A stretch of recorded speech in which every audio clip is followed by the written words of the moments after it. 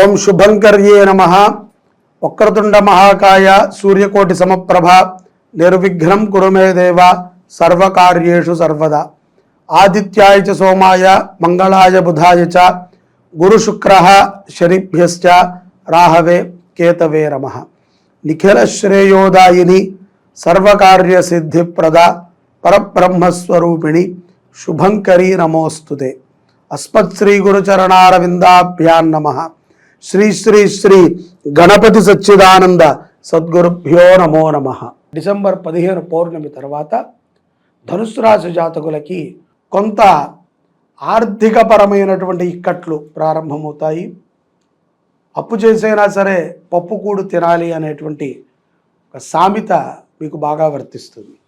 కాబట్టి అప్పు చేయకండి, పప్పు తినకండి, తర్వాత ఇబ్బంది పడకండి. అప్పు ఏముందండి, మనం ఏ కష్టం చెప్పినా ఇవాళ రేపట్లో 10 మందిలో ఒకడైనా మనం అడిగినంత కాకపోయినా ఎంతో కొంత ఇస్తాడు. కానీ తీర్చేటప్పుడు ఈ 10 మందికి ఇంకొక 100 మంది తోడై నిన్ను తిడుతూ నీ దగ్గర వసూలు చేస్తారు. ఇది అవసరమా?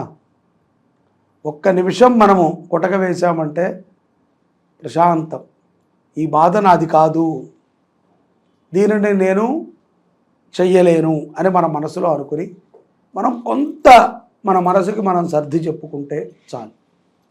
ఇక బలవంతంగా ఏమైనా వచ్చాయి అంటే అది మన చేతుల్లో లేని పని. కానీ చేతులారా అప్పు చేసేటువంటి సందర్భం మాత్రం తెచ్చుకోకూడదు. ఏదో ఒకటి చేద్దాంలే అని మధ్యవర్తిత్వం కూడా ఉండకండి. అర్థమైందా? మీ మంచితనానికి మీ చుట్టూ నాగుపాములు చక్కగా మీ చుట్టూ పడగని ముడిచి మీ చుట్టూ మంచి పాముల్లా తిరుగుతాయి. వాటి విషాలు చాలా దారుణంగా ఉంటాయి. వాటి యొక్క క్రూరమైనటువంటి ఆలోచన ఏదో రకంగా మిమ్మల్ని మోసం చేసి మీ దగ్గర ఉన్నటువంటి తృణమో పడమో లాక్కుంటానికి బంధువుల రూపంలో, మిత్రుల రూపంలో, స్నేహితుల రూపంలో, ఆప్తుల రూపంలో మీ చుట్టూనే ఉంటాయి. కాబట్టి దేనిని కూడా మీరంతలాగా తీసేసుకొని ఇబ్బంది పడద్దు. ధనుస్సు రాశి జాతకులు ఈ విషయంలో చాలా జాగ్రత్తగా ఉండాలి. విని ఊరుకోండి, నేను చేస్తానులే, ఏదో అవసరమైనా ఎనీ టైం ఫోన్ చేయి, 24/7 నీ అందుబాటులో ఉంటా. ఆడవారు కానీ మగవారు కానీ, విదేశాలలో ఉన్నటువంటి వారు కూడా వద్దు. మనం చేసే మంచి ఏదైనా ఉందంటే ఎడమ చేత్తో దానం చేస్తే కుడి చేతికి తెలియకూడదు, కుడి చేత్తో దానం చేస్తే ఎడమ చేతికి తెలియకూడదు. అంతే, వదిలేయాలి. ఇచ్చారా ఇక వదిలేసుకోండి. మాకు రాదు అని అనుకుంటే మీరు 10,000 ఇవ్వండి, 1,00,000 ఇవ్వండి, 1,00,00,000 ఇవ్వండి, 10 కోట్లు ఇవ్వండి, మీ యావదాస్తి ఇచ్చేసేయండి. మళ్ళీ కుయికై మనకూడదు. మీరే కాదు, నీ కుటుంబం కూడా వాళ్ళని ఏమనకూడదు. ఎందుకంటే తెలిసి తప్పు చేసినట్టే ధనుస్సు రాశి వారు.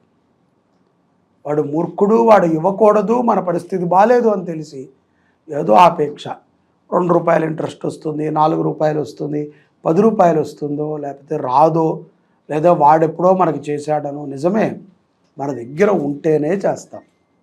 వాడి దగ్గర ఆ రోజు ఉంది కాబట్టి చేశాడు. నిజంగా మనము సహాయము చేయలేని స్థితిలో కూడా మనతో స్నేహం చేస్తున్నారు అంటే అది స్నేహం. సహాయం చేయలేకపోయాము కాబట్టి వీడి స్నేహాన్ని మనం కట్ చేసుకుందాం అనుకుంటే అది అవసరం. అటువంటి వాడితో మనం కట్ చేసుకున్నా నష్టం లేదు. మన స్థితి తెలుసు, మన పరిస్థితి తెలుసు. కాబట్టి అప్పు చేయకండి, అప్పు ఇవ్వడంలో మధ్యవర్తిత్వం ఉండకండి ధనుస్సు రాశి వారు. ఇది చాలా ప్రమాదము ఈ మాసంలో. ఉద్యోగస్తులు కూడా దొంగ సర్టిఫికెట్లతో ఎవరికి ఉద్యోగాలు ఇప్పించకండి. మీరు ఎవరికైనా మీరు సపోర్ట్ చేయదలిస్తే వారికి మార్గము చూపించండి తప్ప ఆ మార్గంలో మీరు వెళ్ళకండి వాళ్ళతో పాటు. బాబు ఇలా చేయనైనా ఉద్యోగం వస్తుంది, ఈ ప్రయత్నం చేయని నిజాయితీగా చెప్పండి. అలాగే ఆహారము తీసుకునేటప్పుడు కూడా ధనుస్సు రాశి వారు చాలా జాగ్రత్తగా ఉండాలి. చిన్న ఆరోగ్య సమస్య మీరు తిన్నటువంటి పదార్థాల ద్వారా రావటము పెద్దదవుతుంది. సమస్య చిన్నగానే ప్రారంభమవుతుంది. జస్ట్ ఏదో కడుపు పట్టేసినట్టు అది ఆపరేషన్ దాకానైనా వెళ్ళొచ్చు. స్త్రీలు ఋతుస్రావ్య సమయంలో తప్పనిసరిగా మీరు ఏ పనిని చేయకూడదు. చాలా విశ్రాంతముగా ఆవేశాన్ని తగ్గించుకొని ఉండాలి. లేకపోతే క్షుద్బాధలు పెరుగుతాయి, గుర్తుపెట్టుకోండి. అలాగే విద్యార్థులు కూడా తాము చక్కగా విద్యాభ్యాసం మీద శ్రద్ధ పెట్టండి. అనవసరమైనటువంటి స్నేహితులను పెంచుకోవద్దు. స్నేహితులకి సహాయము చేసే విధంగా మీరు ఉండకండి. ఇప్పుడు కొంత ప్రశాంతమైనటువంటి వాతావరణంలో ఉండటం ధనుస్సు రాశి జాతకులకి ఉపయుక్తము. విద్యార్థులకి పౌర్ణమి తరువాత ఏదైతే గనక డిసెంబర్ 15 పౌర్ణమి తర్వాత ధనుస్సు రాశి జాతకులకి ఉద్యోగంలో కొన్ని మార్పులు ఏర్పడతాయి. కొన్ని బాధ్యతలను కూడా మీకు అప్పచెప్తారు. అలాగే మీకు ఇంతకాలము ఏ పనైతే గనక అయిష్టంగా చేస్తున్నారో ఉద్యోగస్తులు, దాని మీద ఇష్టము పెరగటం గమనించుకోవచ్చు. అలాగే క్యాంపులు కొన్ని సంభవించేటువంటి సందర్భాలు పౌర్ణమి తరువాత ధనుసు రాశి జాతకులకు ఉన్నాయి. మాసాంతరములో విపరీతమైనటువంటి ఖర్చు ఏర్పడుతుంది. ప్రమాదాలు కూడా గోచరించి ఉన్నాయి. బాగా గుర్తుపెట్టుకోండి. వాహనము నడిపేటప్పుడు మీరు మద్యము సేవించిన, అత్యుత్సాహాన్ని ప్రదర్శించిన ప్రమాదాలు సంభవిస్తాయి.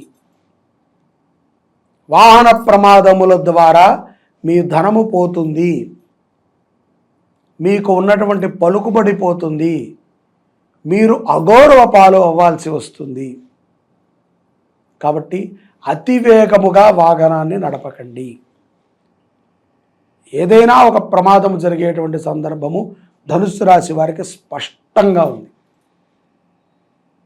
వైద్య పరీక్షలు, తొందరపాటు, భోజనాన్ని కూడా వేగంగా తినటము, ఆవేశంగా మాట్లాడటము, ఆలోచన ఒకటి, మీ మాట ఒకటి రకంగా ఉంటుంది.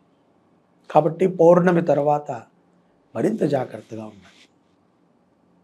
లాభాలు ఎంతగానో ఉంటాయి, కానీ వచ్చినట్టు నీళ్ల కంటే వేగంగా ప్రవాహంలా పైనుంచి పడ్డట్టు వెళ్ళిపోతాయి.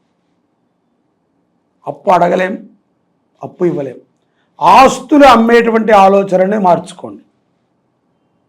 ఉన్నది కరిగించుకొని తింటే ఒక రోజులో మొత్తం తినచ్చు, నెల రోజుల్లోనైనా తినచ్చు. నెల తర్వాత ఎవరికైనా మనం ఆదర్శప్రాయంగా ఉండాలి. ఇలా బతకాలిరా బాబు అని, ఇలా మాత్రం బతకూడదురా బాబు అని ఉండకూడదు. కాబట్టి ఆదర్శప్రాయమైనటువంటి జీవనాన్ని గడపండి. విదేశాలలో ఉన్నటువంటి వాళ్ళకు కూడా ఇంచుమించుగా ఈ కోణాలన్నీ కూడా తగులుతాయి. తప్పనిసరిగా దైవారాధన మంచిది. చండీ పారాయణ మీ పేరు మీద చేయించండి. తప్పకుండా చండీ సప్తశతి పారాయణ చేయించి ఆ తీర్థాన్ని మీరు తీసుకోండి. కుదిరితే చండీ హోమాన్ని కూడా చేయండి. ఇవి ఎంతో ఉపయుక్తమవుతాయి ధనుసు రాశి వారికి. ఆరోగ్యము కూడా దృఢపడుతుంది. చండీ పారాయణతో పాటుగా సూర్య నమస్కారాలను కూడా చేయించండి. ఈ రెండు ఎంతో ఉపయుక్తాన్ని ఇస్తాయి ధనుసు రాశి వారికి. ముఖ్యంగా ప్రమాదాల నుంచి బయటపడతారు, ఆర్థికంగా నష్టపోరు. ఈ కార్యక్రమాలు చేస్తే 5,000 10,000 అవుతుంది, నష్టపోతే లక్షల్లో పోతారు.